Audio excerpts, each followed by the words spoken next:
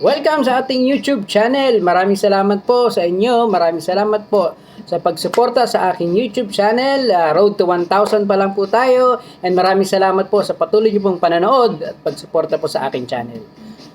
Sa ating pag-usapan po ngayon ay tungkol sa komento ni Senator Chis Escudero dun sa House Committee on Appropriate Briefing ng proposed budget for Office of the Vice President nitong sa 2025. Okay? Si Senator Chis Escudero ay nakapagsabi na mukhang tila hindi isang kaibigan si Vice President Sara Duterte sa mga miyembro ng Kamara sa Kongreso. Bakit kaya? Sa tingin nyo? Kaibigan naman, di ba? Ayos naman siya sumagot. Naintindihan naman. So bakit naman nasabi ni Senator Chis na ganun, na hindi isang kaibigan ang turing kay Vice President? Napakaayos naman sumagot ni Vice President. Lahat ng tanong nila ay nasasagot ng tama. Di ba? So, bakit ganun magsalita si Senator Chis? Ayon pa sa kanya, na sana daw ay sa susunod na mga hearing, bagbago na ang klema nito. So tingin ko hindi naman siguro magbabago na ito at paulit-ulit lang din naman ang masasabi ni Vice President dahil nasa tama naman siya si Vice President. Kung ano yung nasa sa loob niya, yun ang sasabihin niya, di ba? Ito naman kasing mga nasa kamera Kung ano mga tanong, dapat wag paligoy-ligoy. Nasa pinag-usapan na yun Kung ano yung mga nasa rules, yun ang sundin.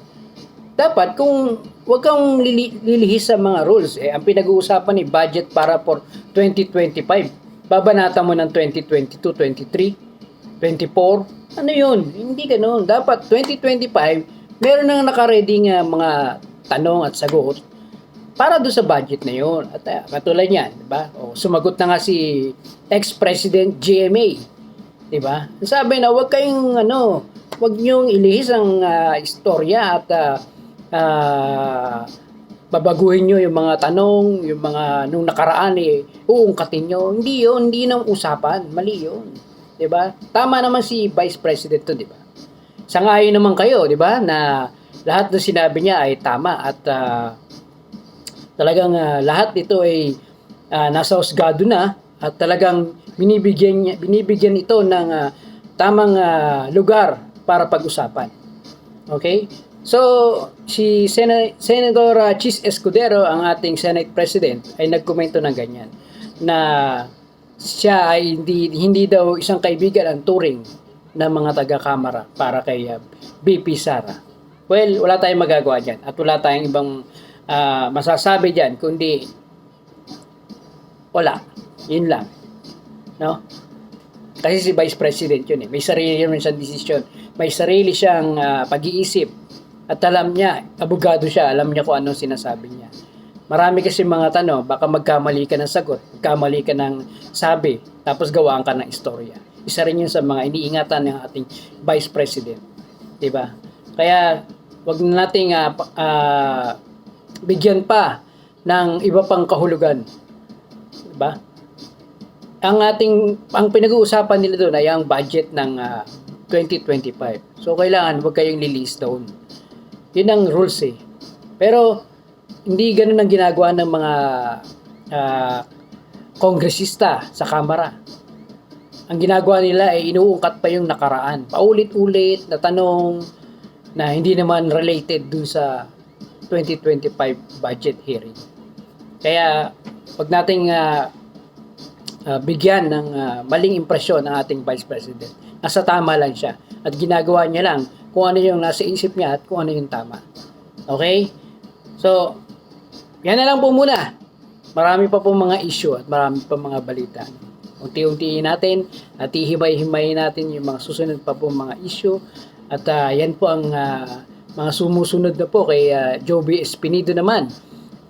Ito yung sa Quad Committee naman po. Kung hindi nyo pa napapanood po, mayroon po tayong mga video po niyan. Panoorin nyo na po sa ating channel. Andiyan po sa baba. Makikita nyo po yung para naman po kay Colonel Joby Espinido. Ang pagdawit niya kay Senator Bato at kay Senator Bongo. Okay po, maraming salamat po sa inyo. At kung hindi ka pa nakasubscribe sa aking channel, please like, share, and subscribe. At para ma-updated ka, hit the notification bell para updated ka sa mga bago nating lalabas na mga video. Maraming po salamat.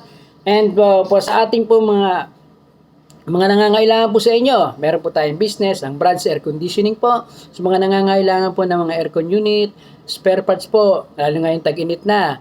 Yan. Meron po tayo niyan at makapag-provide po tayo ng mga maintenance po sa inyong unit. Message lang po kayo sa Brad's Air Conditioning po. At po sa ating merchandise na sumusuporta po sa ating channel, suportahan po natin Sportio. Mahanap po natin ito sa Facebook. Sportio po, meron po tayong bag, shirts, caps. Comment lang po kayo sa baba kung meron po kayong gustong ma-purchase or anything. Sportio po, hanapin po natin sa Facebook at suportahan po natin ito dahil isa po ito sa nagbibigay po ng support po para sa ating channel. Maraming po salamat po sa inyo. Hanggang sa susunod po. Bye!